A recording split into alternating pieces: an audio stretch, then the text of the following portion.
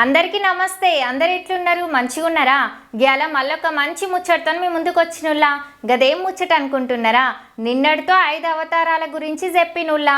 గ్యాల 6వ అవతారం గురించి గదే అలిగిన బతుకమ్మ అవతారం అటుల్లా.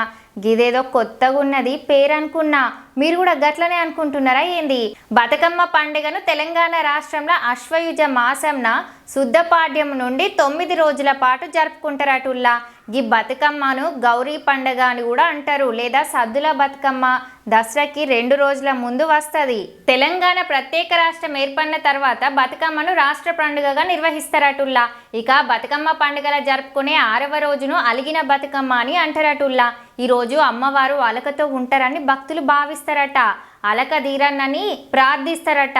ఆమెకు ఈ రోజు నైవేద్యం ఉండదటనుల్లా. పూర్వకాలంలో బతుకమ్మను పేర్చే సమయంలో అనుకోకుండా మాంసపు ముద్ద తగలడంతో అపచారం జరిగిందని 6వ రోజు బతుకమ్మను ఆడరటుల్లా.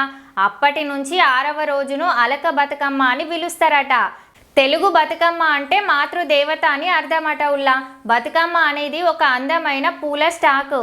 అందులో చాలా వరకు ఔషధ విలువలతో, ఆలయ గోపురం ఆకారంలో 7 కేంద్రీకృత పొరలతో, వివిధ ప్రత్యేకమైన పూలతో అమర్చబడి ఉంటదటుల్లా. బతుకమ్మను ఏర్పాటు చేయనీకి అన్నదమ్ములు పూలు తెస్తారు. బతుకమ్మ పండుగకు తెలంగాణ మహిళలు సాంప్రదాయంగా చీరలు, ఆభరణాలు, కొత్త దుస్తులు ధరిస్తారు. గట్లనే టీనేజ్ అమ్మాయిలు అయితే లంగా ఓణీలు లేకపోతే పట్టు చీరలు కట్టుకొని లక్ష్మీదేవిలా తయారయ్యి వెళ్తారుల్లా. విన్నర్ కదా ఉల్లా అగ్యాల ముచ్చట. బతుకమ్మ 6వ అవతారం అలక బతుకమ్మ అవతారం గురించి ఎట్లున్నది? మంచి ఉన్నది కదా. గట్లనే మీకెలా అనిపించిందో నాకు మీ అభిప్రాయాన్ని చెప్పుండి. రేపు మళ్ళొక మంచి ముచ్చటతో మీ ముందుకు వస్తుల్లా. శ్రీజక్క ఛానల్ని సబ్స్క్రైబ్ చేసి గంట సింబల్ నొక్కుల్లి. ఇగుంటా మళ్ళా.